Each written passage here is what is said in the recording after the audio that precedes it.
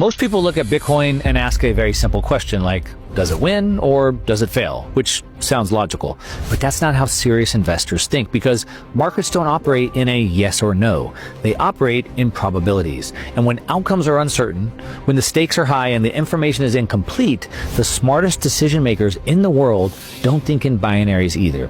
They think in odds, they think in scenarios, they think in positioning. That's why people tend to do one of two things with Bitcoin. They either go all in way too early, or they sit out entirely waiting for certainty that never comes. Both usually end the same way. So in this video, I'm going to show you how elite investors think about uncertainty, so you can evaluate Bitcoin and markets like an intelligent allocator of capital instead of a headline reactor. Because once you start thinking this way, Bitcoin starts to look very different. So let's go. All right, so jumping right in, we got a lot to cover, but let's just jump into why this matters more than people realize. You see, because markets don't punish you for being wrong. They punish you for using the wrong decision model. So if you think in binaries, like yes or no, or win or lose, you end up making the right decision, but at the right time. Binary thinkers tend to do one of two things. They go all in early, based on conviction instead of odds, or they sit out completely on the sidelines, waiting for certainty or clarity. Now, both approaches feel disciplined. Both of them feel responsible, but usually fail during major transitions.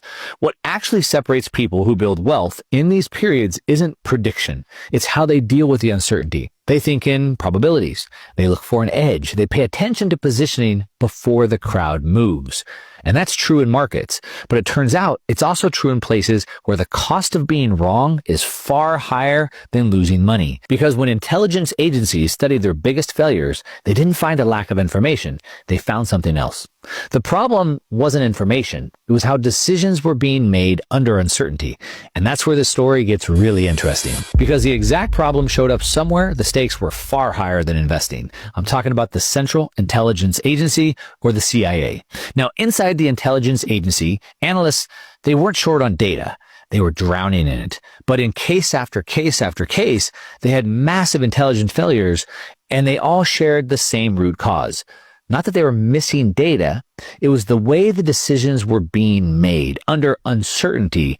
And the problem was they kept asking binary questions like, is the threat real or not? Is this report true or false? Is this actor hostile or friendly?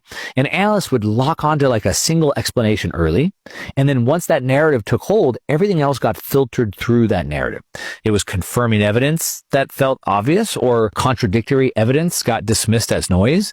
And over time, this didn't create better decisions. It created confidence. And that's what made the failure so dangerous. So